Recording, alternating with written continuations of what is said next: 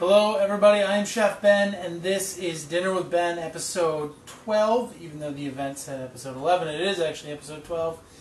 And today we will be making something that I've been waiting for. So I'm going to say that when I first came up with the idea for this show, this is the dish that led me to the idea. I wanted to make this really badly, but up until now it's been too hot and just kind of not the right weather for it. Today was only 13 degrees out. Hey Chris. And I thought that this would be the perfect day to do this. I looked up the weather earlier in the week. And so today we are making something I'm so excited for. We're making chicken parmesan with tossed salad, homemade French dressing. We're going to make some really delicious marinara sauce. We're going to toss some spaghetti with it. It's going to be really good. So we're just going to hold on for a couple of minutes. Wait for some more people to join in, and then we'll get going. Hey Cassie, hello Chris. Yeah, so I'm really excited, like I said, so we'll just wait a couple of minutes and then we'll kick this off. In the meantime, I'm going to turn the oven on to 400.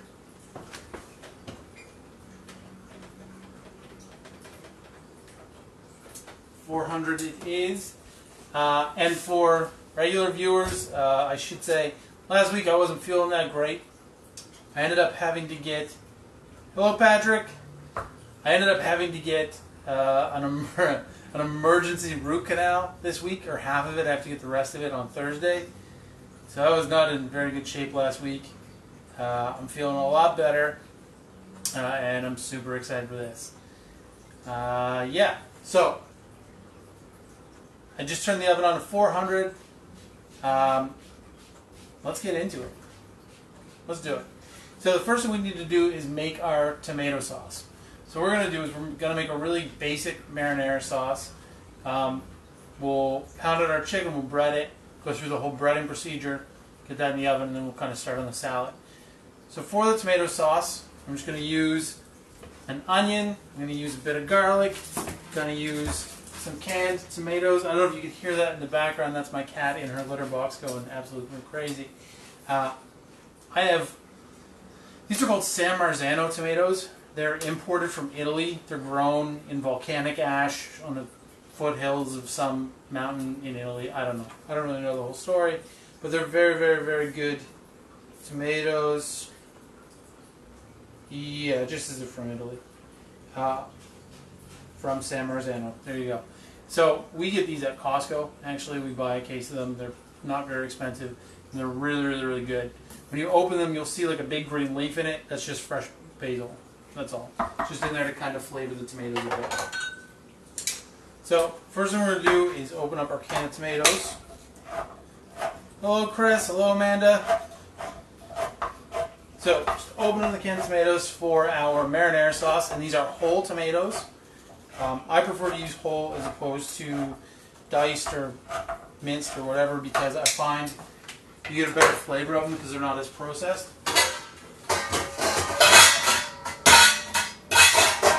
So all I'm going to do is dump these in a bowl. Make sure you get all the good tomato stuff. Hello Connie. Get all the good tomato stuff out of here.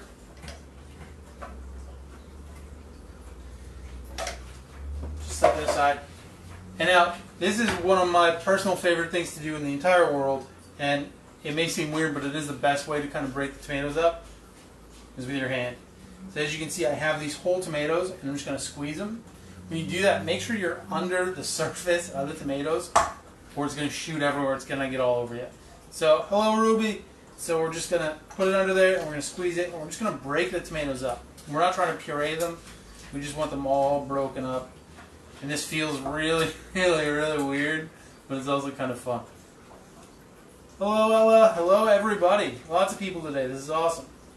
So like I said, we're making chicken parm, and right now I'm just kind of crushing some tomatoes by hand to make the marinara sauce. So you don't have to crush these too much. Like I said, there's a little bit of chunks in here, but that's fine. You just don't want any whole tomatoes. You want to kind of break up all these little pieces. So I'm just going to clean my hand off a bit here and set that aside. Okay. next step, we're going to dice an onion. So, what we're going to do is cut the top off, just like that. Lay the onion flat, right down through the middle. And if you guys have any questions at any point, feel free to ask them. I'll answer them as best I can, and as quickly as I can. And if anybody's cooking at home and you need me to slow down, please don't hesitate to ask. So I'm just peeling the onion. It's a lot easier to peel after you cut it in half like this, as opposed to trying to peel it when it's whole. Just making all kinds of noise. So we have our onion, the root's intact. Just gonna lay it flat. I know that a lot of you watch this regularly and you've seen this before, but I know there's a bunch of new people watching, so I want to show them too. So onion's flat, the root is still intact, root's pointing to my left. I'm just going to hold my hand flat and I'm going to make just 2 slices. And I'm not pushing down, I'm just holding the onion in place. And I'm going to point the root away from me, make a couple vertical slices, I did 4, and the onion is still intact. I didn't cut all the way through the root, but I did cut all the way down to the board. And now we're just going to dice them. And then you get perfectly evenly diced onion. So, I'm going to chop the rest of that onion, but in the meantime I'm going to heat my pan up, or my pot. It's just a medium-sized pot, it's not too big. It is a 2-quart. Just going to heat it up over medium heat. I'm going to do the same thing with this onion.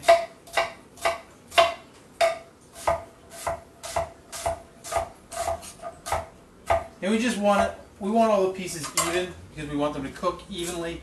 If we have big chunks and small chunks or everything's misshapen, it's just not going to cook right. And I know a lot of people will kind of just chop their onion and then they'll just kind of go crazy on it. You're getting so many different sizes and shapes that you're just not going to cook your onion properly. So I'm going to take 2 cloves of garlic here. There are these peels. I'm just going to cut the root end off. Okay, just the root. And then I'm just going to give a little crush. A lot of people will come in here and smash their hand down, but if you do that and it slips, you're going to cut it. So just like you're giving CPR, just a quick pump. Hello Wendy, you haven't missed much. All I've done is crush some tomatoes and got a pot on. And I chopped an onion, and now I'm just chopping some garlic. So you didn't miss much at all. Okay, so now that the garlic is crushed, it's much easier to peel. So I'm just going to get all this garlic out of here, and I have another one to crush. So we'll crush that as well. And then the peel just falls right off. Makes it so much easier. I know some people will just cut the end off and then they'll actually try and sit here and peel the whole clove, which is a huge pain in the ass. So we're just going to chop this up. It doesn't have to be too fine, but you want it to be fairly small. And we're not going to bother pureeing the garlic today. We're just going to chop it nice and small.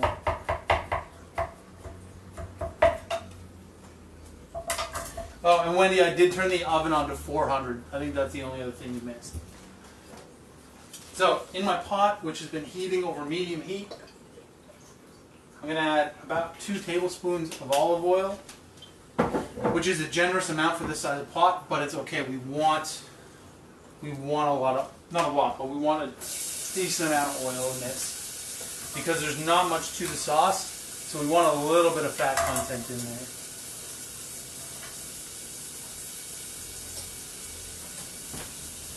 So, Ruby asks if you can use a garlic press instead of chopping the garlic. You can. I personally don't like garlic presses. I have one that my wife uses, but I hate it.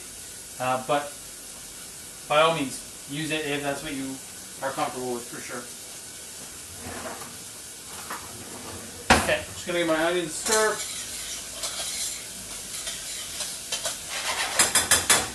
We just want to get a little bit of color on them. We don't want them too dark. but we do want just a touch of color on them, because that's going to add a little bit of sweetness to our sauce. Now, if we had, an hour to do this, I would take the time and I would actually caramelize the onions, and that would reduce the need to add sugar to the sauce. But I don't want to sit here all night making tomato sauce. So we're going to do it quickly, which means we're going to have to cheat and add a little bit of sugar, but that's all right. That's okay.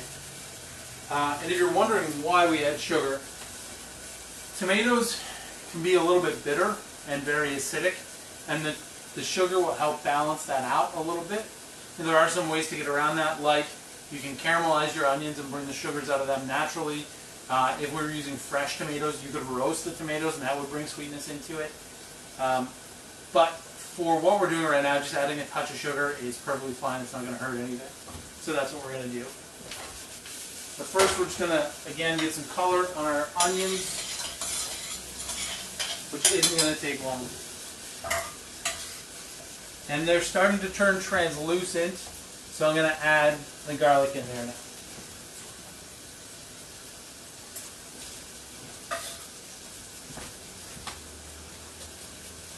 Like I said, this is going to be a very, very simple tomato sauce. It's pretty much just going to be onions, garlic, tomato, a little bit of sugar, and then at the end we're going to add some fresh basil. Shirley asks if you can use grated carrot instead of sugar. I mean, you could, but it's going to change the sauce quite a bit. I mean, what you can use instead of sugar would be a touch of soy sauce would work, or any other kind of sweetener would work, obviously. Or like I said, if you're using fresh tomatoes, you could roast them. Carrot would work, but it's going to change the texture and the flavor of the sauce, for sure. Yeah, but I mean, if that's what you're into, then definitely go for it. Hello, Brian. Thanks for joining us. Thank you. So, again, in here I just have one fairly small onion. I have 2 cloves of garlic, and I'm just kind of cooking them out. Just getting a little tiny bit of color on the onions, and then we'll add the tomatoes in there. And once we get the tomatoes in here, we're just going to let that simmer for like 15-20 minutes, and then that's done. We'll add the sugar, some salt and pepper, and then we'll be done with the sauce. And then we're going to move on to our salad dressing, which is going to be super quick. And then we'll kind of get going on the chicken. Now when the chicken's in the oven, we'll make the salad. Now, if you've never made French dressing at home, you're going to be surprised at how easy this is and how absolutely delicious it is. I made this the other day just to kind of test my recipe, and I ate the whole thing. It was so good. So I'm really excited for this again. So my onions are just starting to get a touch of color on them, so probably another 2 minutes, and then I'll add the tomatoes in there. And then we can get started on the salad dressing. Now, when we do the chicken, we're going to bread it. I have these gluten-free breadcrumbs from Schoolhouse Gluten-Free Gourmet. I haven't used them yet. They gave them to me as a sample, so I'm excited to try them. And to that, I'm going to add a little bit of oregano. I'm going to add a little bit of garlic powder, onion powder, and some Parmesan cheese. And then we're going to bread the chicken. Once it's breaded, we're going to sear it off and put it in a pan with a little bit of the tomato sauce. Top it with a nice slice of this fresh mozzarella, a little bit more parm, and we'll bake it. And we'll toss some spaghetti with the tomato sauce. Put the chicken on top, salad on the side, dressing on top. It's going to be really, really, really delicious. Like I said, this dish, this chicken parm, is kind of what led to the concept of this show. I don't know why, but it's what I've wanted to do from day one, and I just haven't done it yet because it's been way, way, way too hot. And just it's a pretty heavy meal. And breadcrumbs. Trying to find really good gluten-free breadcrumbs has been difficult as well. So as soon as Schoolhouse gave these to me, I was like, yes, I know exactly what I'm going to do with them. Okay, onions have a little bit of color on them, not too much. we're going to add in our tomatoes. Now, what I'm doing here is I'm just, instead of pouring the tomatoes right in, I'm kind of pouring them onto this spatula. And that's just softening the blow so that they're not shooting up everywhere. Make sure you get everything in there. You don't want to waste anything. And we'll wash this.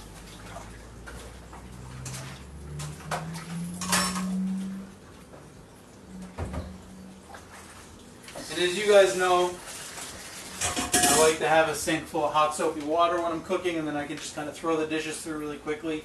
And then at the end, you don't have this big pile of dishes. So, in here, we have onions, garlic, a little bit of olive oil, and now our tomatoes. And to this, I'm going to add a nice big pinch of salt. I'm going to add a decent amount of pepper.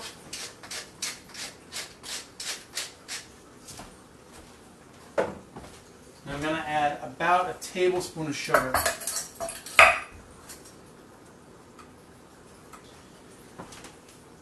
So Brian asks why I wouldn't make my own gluten-free breadcrumbs.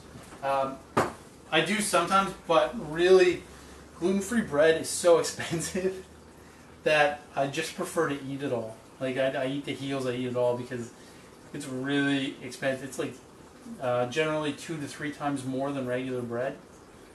So it's very expensive breadcrumbs. That's why I don't make them. I did, what did I do a couple weeks ago? I did something with gluten-free breadcrumbs and I made them myself. But I got caught one time. I bought a bag of gluten-free breadcrumbs at the grocery store and it was like $8 or $9. And it was just cornmeal.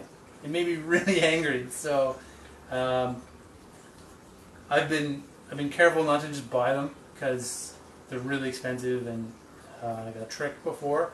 But Schoolhouse Gluten-Free Gourmet was nice enough to give me this along with some donuts and some buns and stuff to try out. And so I'm really excited to try them out. Yeah, Wendy, I freeze mine too, my gluten-free bread, because it's way too expensive to let go bad. But yeah, it's good. It's nice to have actual kind of gluten-free bread that's decent now. Okay, so in here we have, I just put some salt, pepper, sugar. We have our tomatoes, onion, garlic, and olive oil. And we're just going to let that simmer away for probably 15-20 minutes. Now, in the meantime, we're going to make our dressing. We're going to do it all in this jar. I'm going to use an immersion blender. If you don't have one of these, you can use a regular blender. If you don't have one of those, you can use a food processor. And if you don't have one of those, you can do it by hand. As you guys know, who watched the show before, I always do this by hand. But in an effort to kind of get people cooking more, I want to show how easy it is to do it with tools as well. So I have an immersion blender. That's what I'm going to use. And all we're going to do is put all the ingredients in here except the oil, and then we'll beat that all up, then we'll add the oil,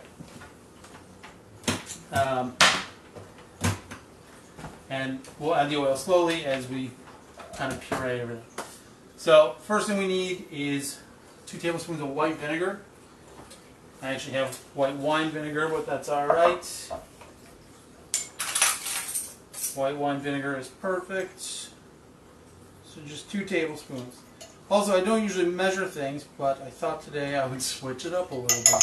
So, 2 tablespoons of vinegar.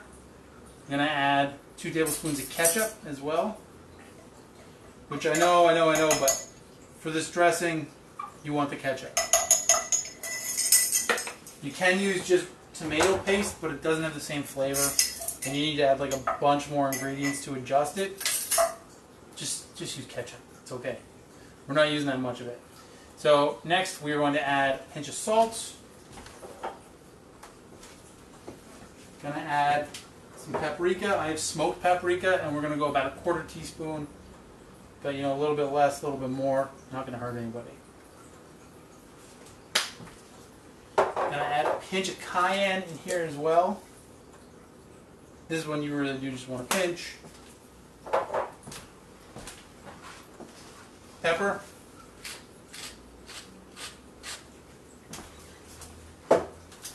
Give the sauce a stir. Pepper. What else do we have? We have some garlic, so we're going to add 1 clove of garlic, 1 decent sized clove of garlic. I just have some ketchup on my fingers driving me crazy.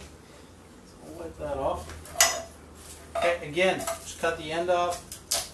Give it a little crush. Pull all the peel off.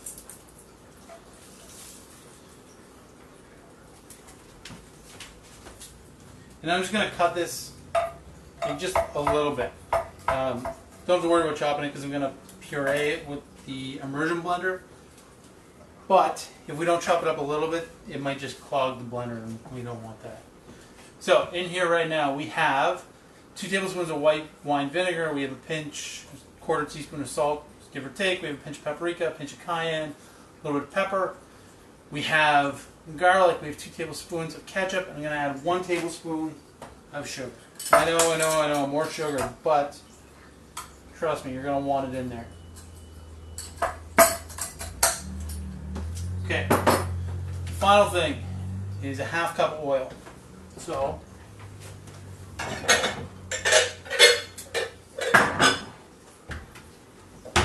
I'm just using canola oil. You can use whatever you want, but I would recommend against olive oil because it has such a strong flavor. So, I'm going to measure out a 1/2 cup. Okay. Next step.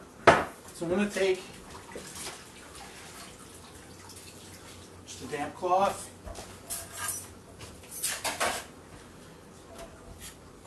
Put it down and put the jar down. And I'm just going to blitz this.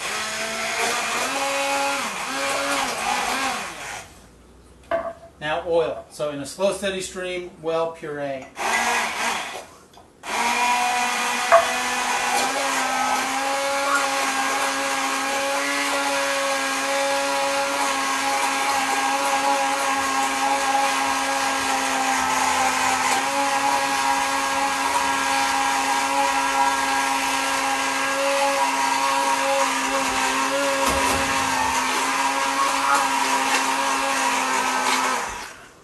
Give it a taste.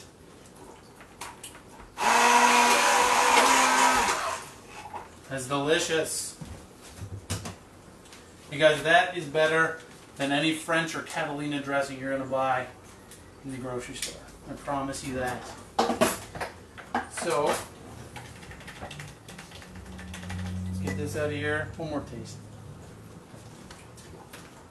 Delicious. Okay. 4 dishes really quickly.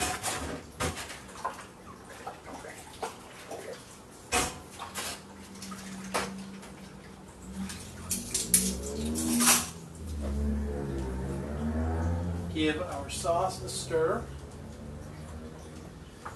And now I have this pot back here for the pasta, so I'm actually going to fill that up and get that hot and boiling so that when we're ready, the water's ready to go for us. Now, a lot of people, for whatever reason, when they're making pasta, they choose a pot that's way too small. Generally, when you're making pasta, you want the pasta to only take up 1/3 of the pot. That way the temperature on the water stays nice and high. When you add the pasta, you don't lose the boiling point. Pasta cooks more evenly, it cooks quicker. You don't get as many clumps because it's being agitated by the boiling. So always try to use a decent sized pot and a fair amount of water. And we're just going to salt that on high, put a lid on it, and just let that go. Let's talk chicken, guys. So I'm just going to move my fresh vegetables out of the way because I don't want to splatter chicken juice all over them. You know, that's not what you want at all. So first things first, what do we have? So I have some gluten-free flour here, all-purpose flour. I have the breadcrumbs, and we have 2 eggs.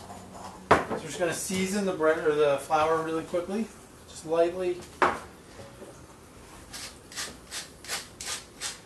Lightly season that, and then to the breadcrumbs, I'm going to add a teaspoon of garlic powder.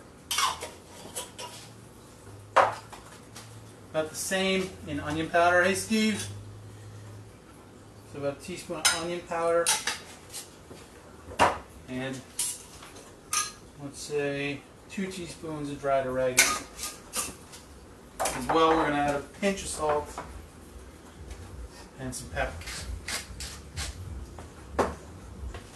We're just going to mix this up. So this is standard breading procedure. It doesn't matter what you're breading. This is the technique that will work best. So you start with the flour. So we'll put our chicken in the flour. That'll kind of coat it. And we'll put that in the egg, which will, kind of soak everything. And the flour will hold the egg onto the chicken, and then we'll dip it in the breadcrumbs, and that'll be our breading. Okay, so we got everything mixed in there. Just going to set these aside. We get our eggs going. 2 eggs. Okay. We're just going to beat them up a little bit. Hello Mike, thanks for joining us. So just mix the eggs up and then we're going to pound our chicken. Huh? Yeah. I'm a 12-year-old boy, don't worry about it. So, I have a Ziploc bag here. I'm going to put my chicken in it.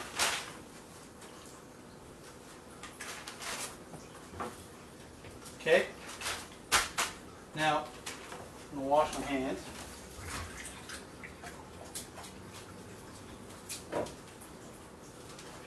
Give the sauce a stir. Now, I'm not going to seal this all the way because if I do, when we hit the chicken, it's going to blow a hole in the bag, right? So we're just going to seal it, 75% of the way. Now, what I'm going to do, move my glass of water away from my computer when I do this. Take a rolling pin.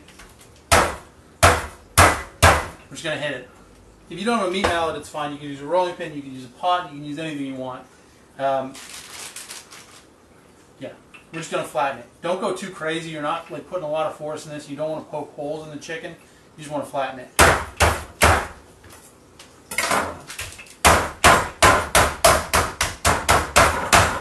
And the first couple hits aren't going to seem like they're doing anything, but then you're going to start busting the proteins down, and you'll get through. Hello, Bob. Thanks for joining us.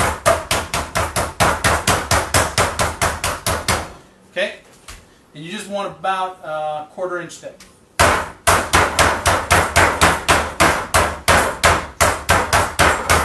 And yes, it's loud, but it's fun.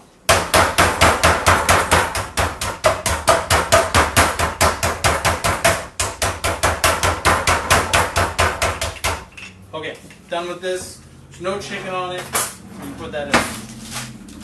Now, I'm going to take our chicken out of the bag. And then flatten chicken.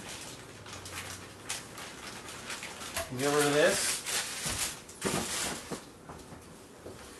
Now, I'm just going to cut these into slightly smaller pieces. So we'll just take these little tenders, put them there.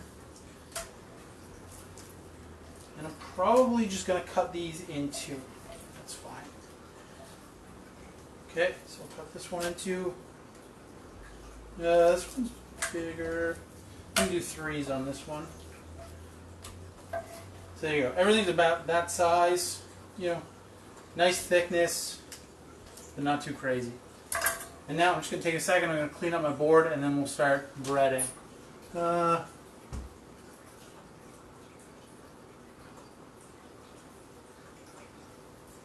No, I didn't remove the tenderloin. I left it on and flattened it as well, but we are going to bread that with everything else and cook it down. So just give me a second to wash my board and my knife, and then we'll get back to you.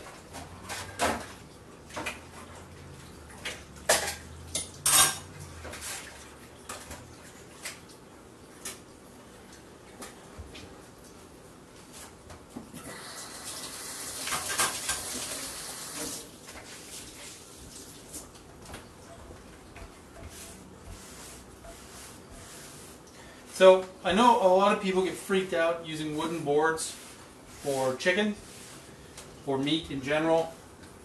don't be. It's fine. The wood is actually more sanitary than using plastic boards. Because plastic will get all these little divots in it and everything that will collect bacteria, collect pieces of chicken. The wood seals itself, especially if you oil it regularly, it'll seal up. And this ash is antibacterial, it has antibacterial properties, as do most woods that cutting boards are made of. So using wood with chicken or meat is much safer than using plastic. Okay? Just going to give this a quick wash.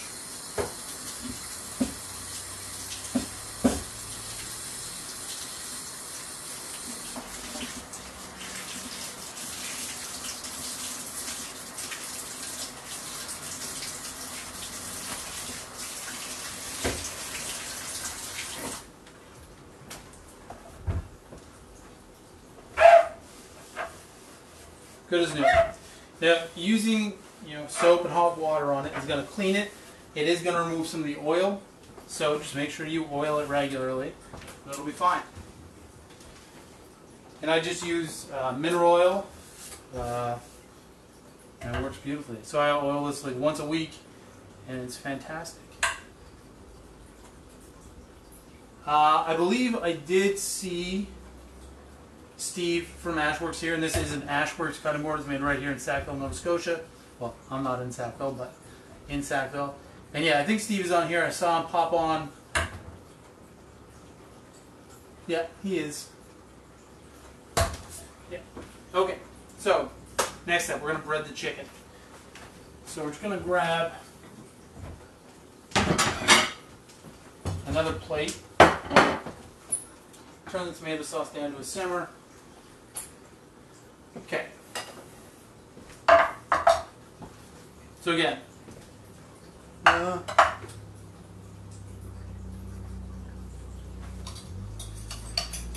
so I'll let Wendy and Steve talk about Christmas gifts.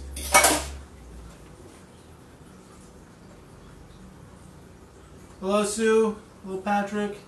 So Patrick, I oil this once a week, usually on Sundays, and I just put a decent amount of mineral oil on it. I rub it in, and then I just let it sit, and then in the morning I'll come in and kind of buff it off, and that's it. It's really, there's not much work to it, and it just keeps the board healthy. And you'll see, like sometimes, because I take this board with me when I go to people's houses to do classes or dinner parties, and especially with the classes, some people will like kind of gouge their knife into it, and generally after I oil it, you can't see that gouge at all. So the oil really helps to self-heal. Okay, so we're going to bread, and again, this is the standard breading procedure. Pretty much no matter what you're breading, this is how you do it. Take your chicken, start with flour, make sure you get everything nice and coated. It's always a good idea to have one hand for dry stuff and one hand for wet stuff, otherwise your fingers get covered and huge. So we'll shake off any excess flour, and we'll go into the egg wash.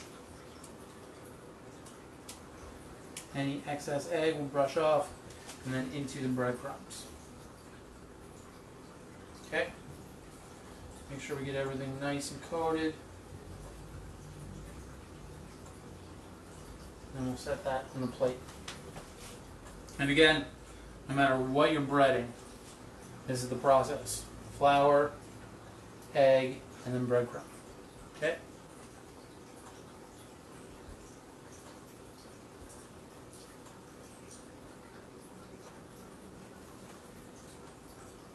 So, this is going to be a not very exciting 5 minutes, guys. I'm sorry.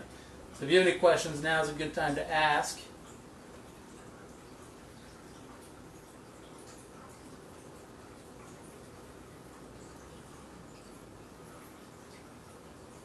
As I just silently sit here breading my chicken.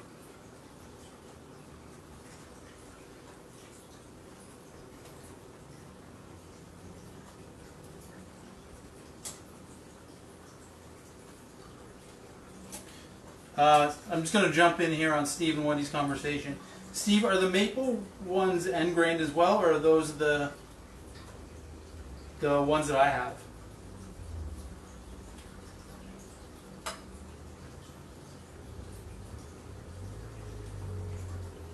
water's boiling. I'm just gonna turn that down because we don't need it yet.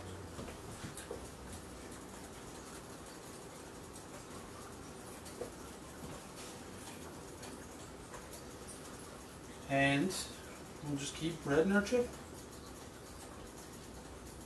Oh no! I got my wet hand all floured up. This is something in restaurants we'll do to new people who've never really worked in a restaurant before. We'll get them to bread things and we won't tell them about the wet hand, dry hand trick. And they'll be doing this for like an hour or something, and then they'll come out and their hand will be just giant, covered in breading. And then we'll tell them to use one hand for wet and one hand for dry. Almost done. You just got 2 tenders left.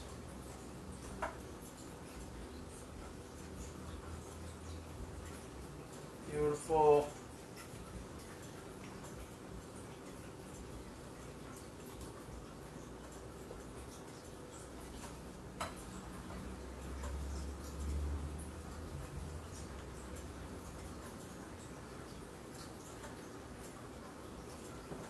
So just these 2 little guys here, and then we're ready to cook. So once we start cooking this, it's not going to take long because we're going to sear them in the pan first and then pop them in the oven just to kind of finish them. So once they go in the oven, because I'm using gluten-free pasta, it's going to take, I think, 12 minutes. I'll double check that. But once we get this in the oven, I'll probably just drop the pasta right away, and then we'll make the salad.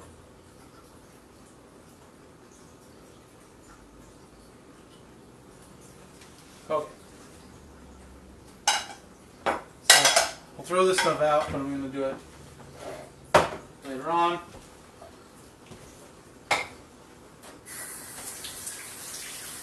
Don't save. I think it's obvious to say this, but don't save breadcrumbs and flour that have had chicken in them. It's just going to poison you. Don't do that.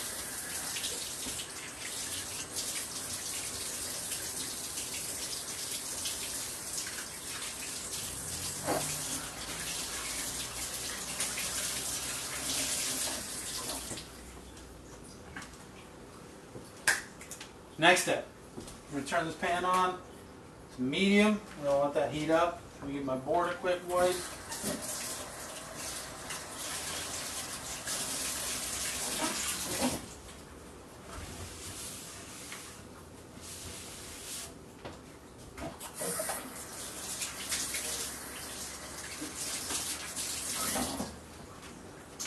Okay.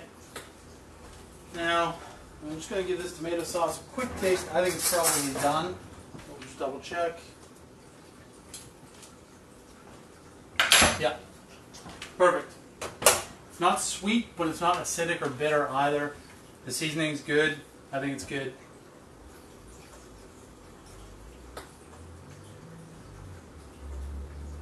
Wendy, yeah, I really like Barilla gluten-free.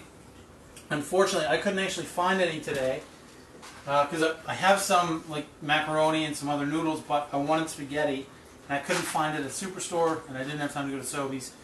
So today we're actually using PC gluten-free pasta. I do generally prefer the Barilla stuff though. And this is 9 to 10 minutes, so we'll hold off on that. Do I have...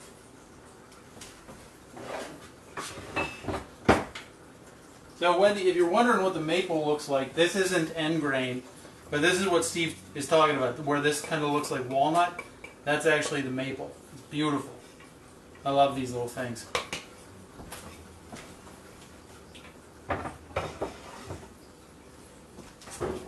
Okay.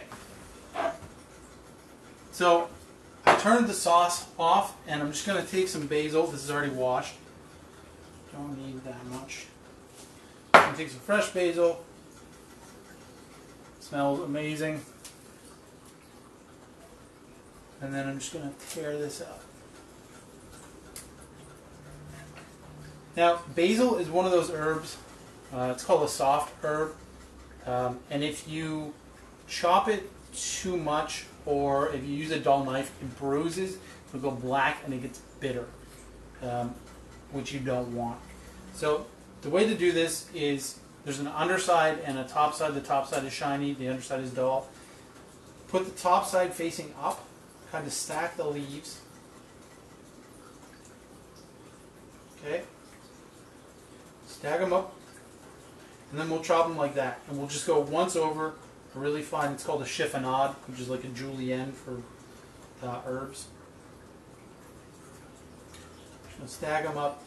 And if you're making like pesto and you notice that it always goes black after a little while, blanch your basil first. So just drop it in boiling water for like 10 to 15 seconds, pull it out, drop it in ice water, drain it, pat it dry, and then make your pesto.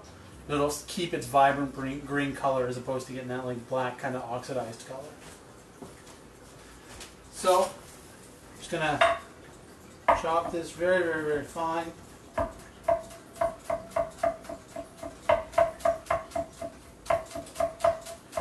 With a very sharp knife, it's very important.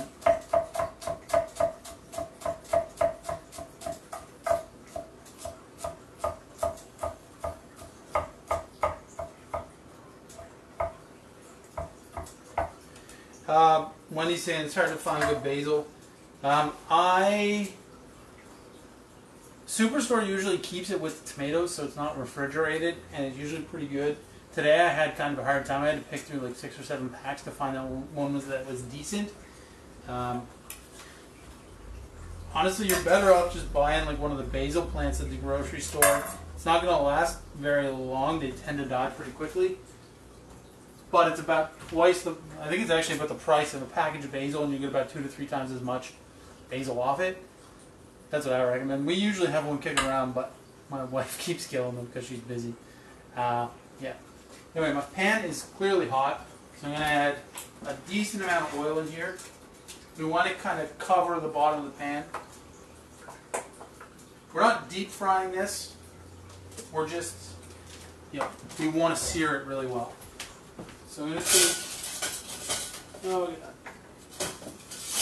some tongs here. And here we go.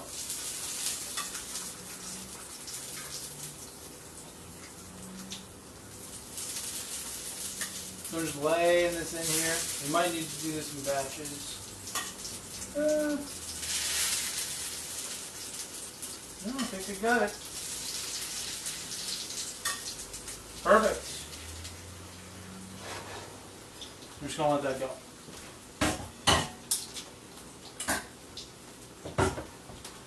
Now I'm going to take this guy.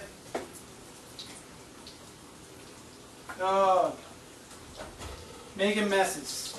Always making messes. I'm just going to put a little bit of this beautiful tomato sauce down here. And really, you don't need too much here. This is mostly just so nothing sticks to the bottom. Yeah, Sue says she grows her own basil and dries it and freezes it. That's a great idea. I don't have like a garden or even a patio or anything I can grow it on, so we have to grow it indoors, which doesn't do great, but it's better than nothing for sure.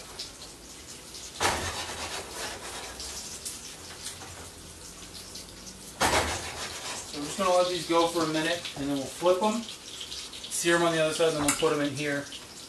I'll have a sip of water.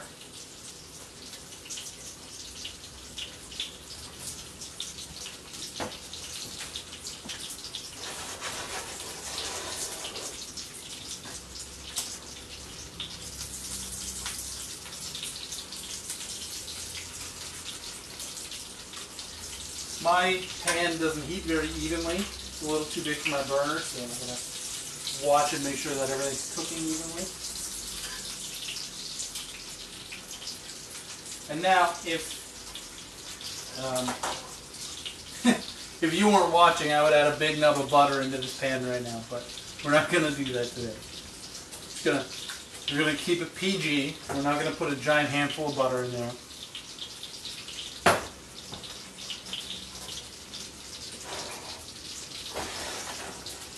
But if you're so inclined, it'll make it really good.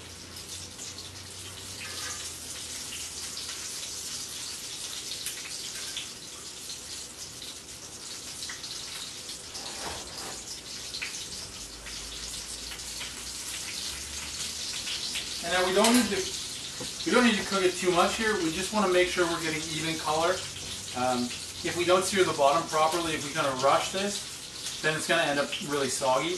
I mean, it's going to be a little bit soggy anyway, but we want to prevent that as much as possible. So the more of a sear we get on the bottom and on the top, the more crisp we're going to get from it, which is what I'm looking for. Wendy just asked if someone gave me my ultimate kitchen, would it be propane or induction? It would absolutely be gas. Yeah, I'm actually not a very big fan of induction. I know it works pretty well, but it's also really easy to break. I've seen it have a lot of problems. So for me, gas, 100%. Absolutely. Okay. So I'm going to take these out. I'm going to pop them in the pan. You can see that nice sear on there. And these are cooked probably about 50% of the way, maybe a little bit more.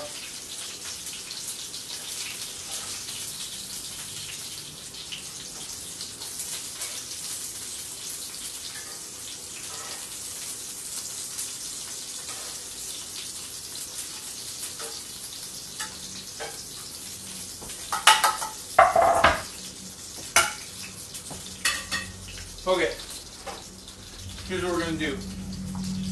A little bit of sauce on these guys.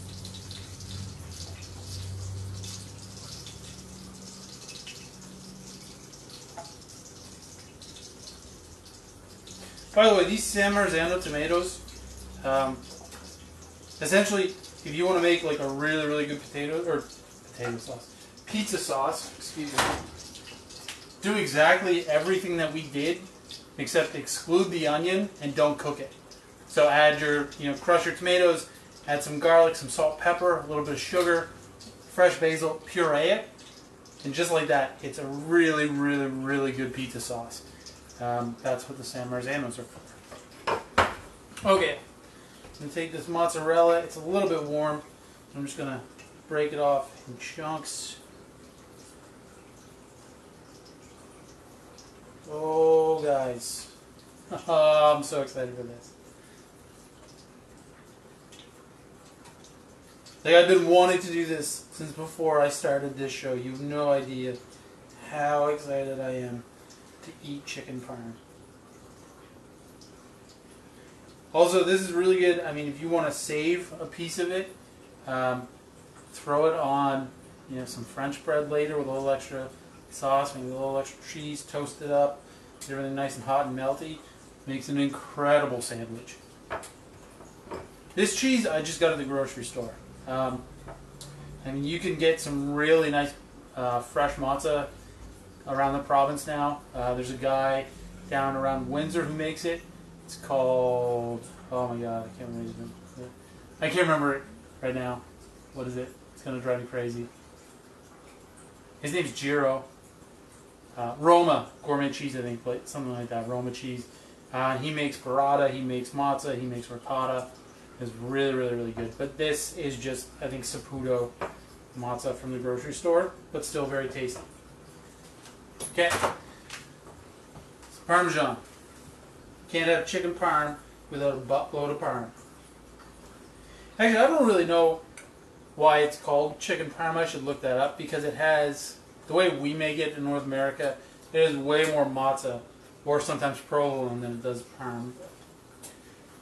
I guess chicken matzah doesn't sound quite as good. So we're going to put a decent amount of Parmesan on here because why wouldn't we?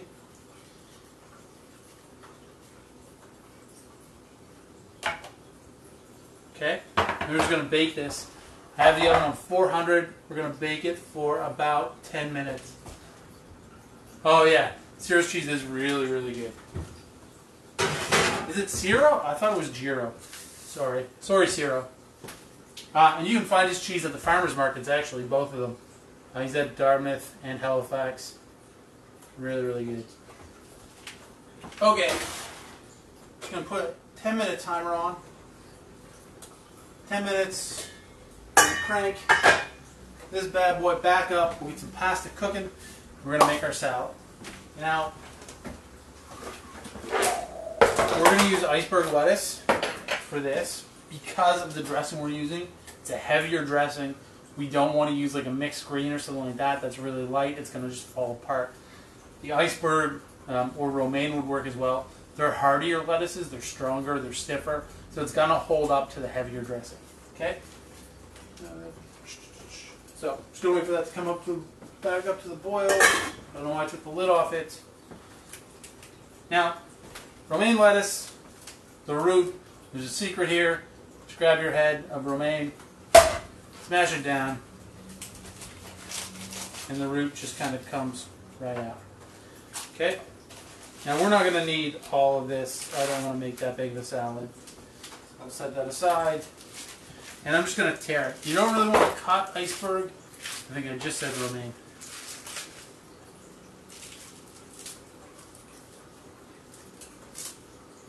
Wendy said first weekend off, she's going to the farmer's market in the valley. Nice. It's a good call. A lot of really good stuff down there. You don't really want to cut this because it's going to bruise. It's going to turn brown. Unless you have like a ceramic knife or something. But really, I mean, it's lettuce. It's not hard to break up with your hands. So we're just going to do that. And then we're just going to wash it.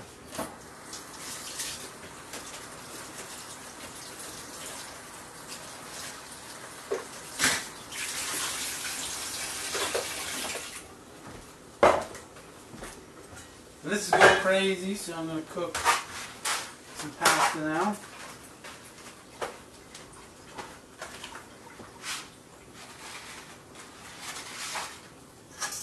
Oh god. I just keep making messes, I don't know. And this is just, I think 100% rice. But it's pretty good. It's not quite as good as the Borelli stuff, but it is still pretty good.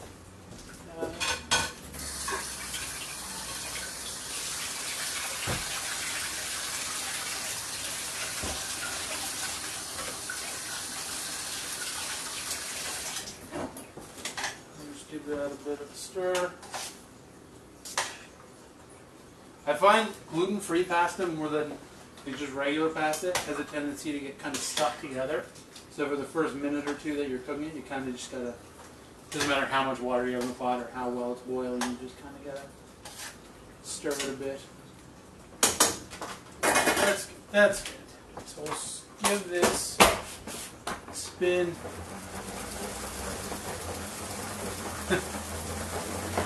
I used to work with a dishwasher, and in restaurants we had these giant salad spinners.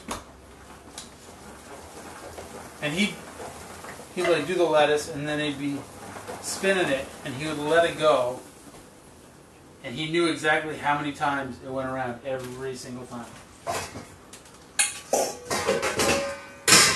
He had to count it.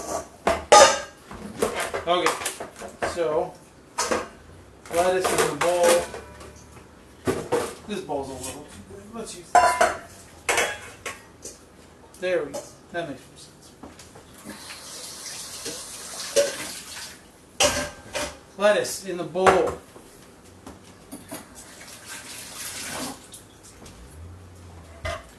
Make sure we give everything a rinse. Excuse me. Give everything a rinse.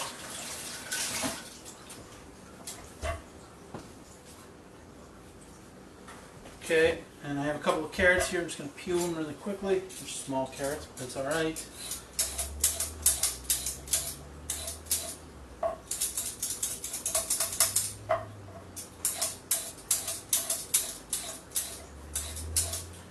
Peel, peel, peel, peel, peel, peel, peel.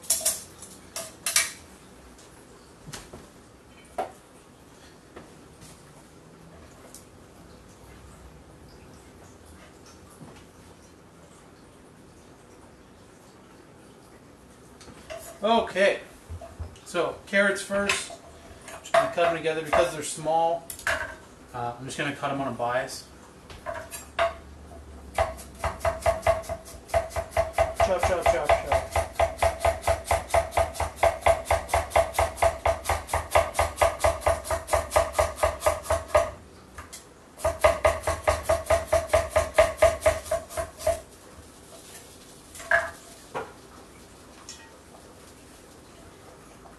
I'm really, really excited to eat chicken parm, guys. Okay. Cucumber, I definitely don't need all of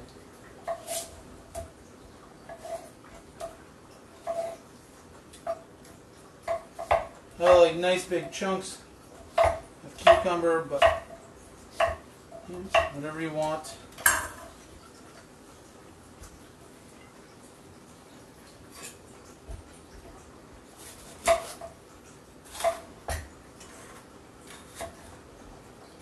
So green pepper, we cut the tops and the bottoms off. I make one incision, and then I just kind of unravel the cucumber, or the green pepper, excuse me, as I slice. No mess, no fuss. And this is the only waste. Okay? Everything else is good to eat. I'm just going to chop these. Probably not going to use this whole green pepper.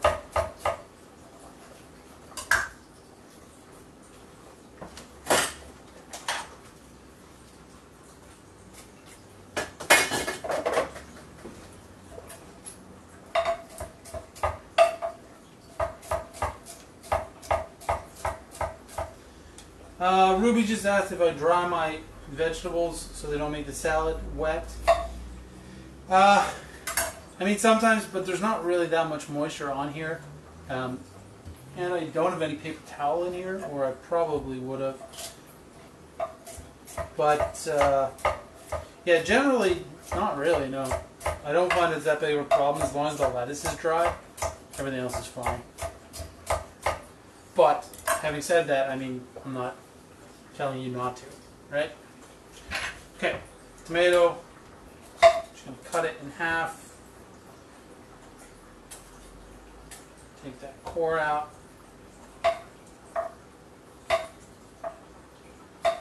And again, just like with cucumber, I like nice big chunks of tomato, especially in like a tossed salad like this.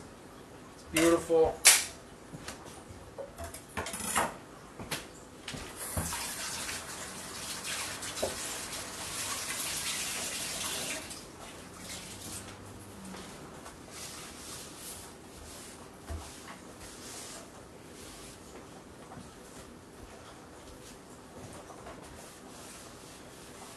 Wipe down. Oh guys, it's almost eating time. Put the strainer in there. I'm going to actually plate up a bowl of this salad.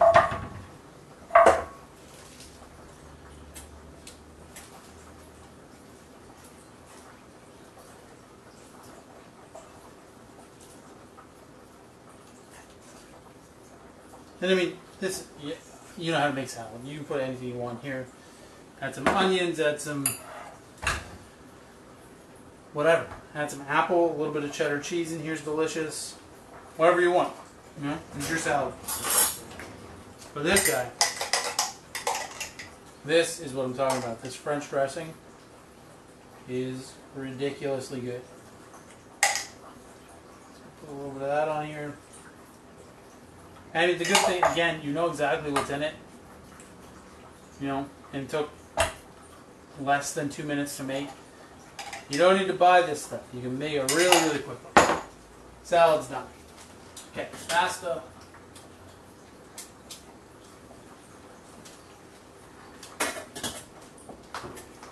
Needs another minute. It's okay.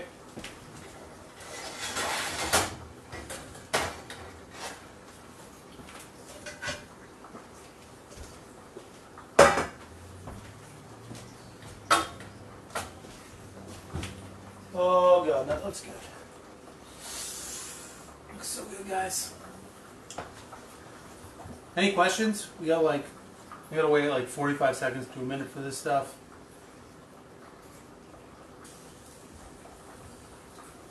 No? No questions. Okay, cool. Cool.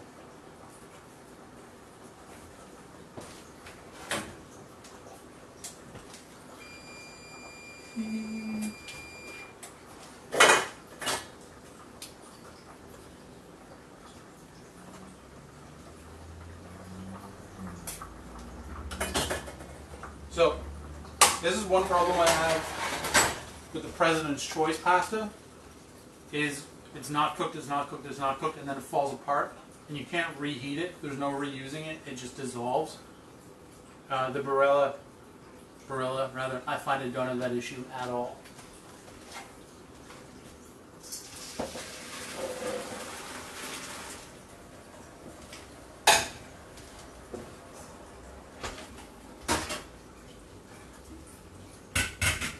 So I'm going to toss the pasta in here. No, I'm just going to go back in the pot.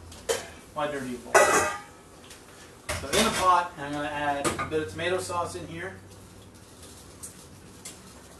A little bit more. We're going to add a little bit of Parmesan.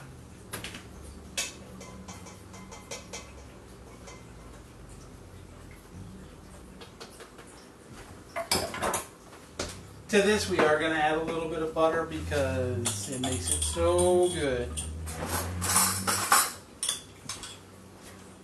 Just a touch of butter.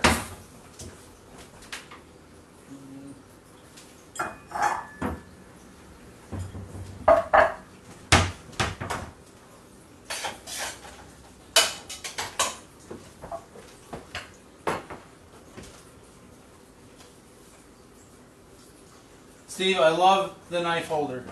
I think it looks fantastic. Does a great job.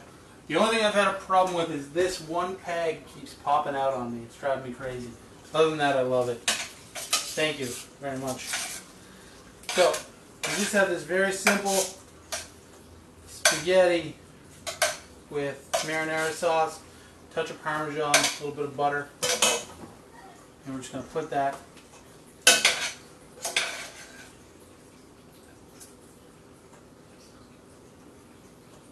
right in here. Okay. Set that aside. Now we'll grab our chicken. Oh, guys. Guys. I hope that you can see that. It looks amazing.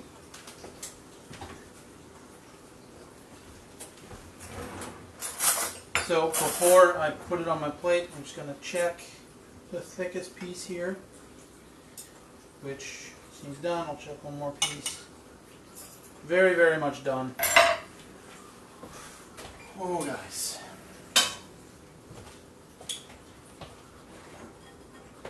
So here we go.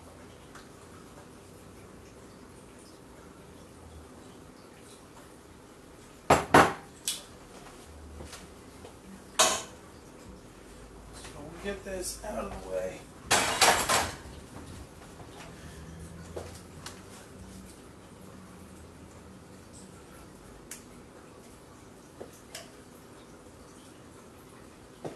Get in there. And there we go, guys. We have beautiful, beautiful chicken parmesan with spaghetti noodles tossed with marinara sauce, and then our tossed salad with French dressing. Thank you so much for watching, everybody. I am going to destroy this meal. I'm so excited to eat it. And I mean, we have this incredible meal in under an hour, right? Like, it's so good, so excited. Thank you for watching. Thank you to Ashworks Cutting Boards and T North Carbonated Iced Tea for sponsoring the show. Thank you to all of you. Same time next week. I think next week we're going to do... I don't know. I thought that if I said that, something would come to me, and it didn't. Next week we'll do some kind of baked fish. Okay, I think we're going to do baked haddock or something like that next week. But we're going to do it en papillote. To find out what that means, come back next Monday right here at 6 o'clock on Facebook Live. Again, thank you to my sponsors. Thank you to all of you. I hope that you have a fantastic week. I'll see you later.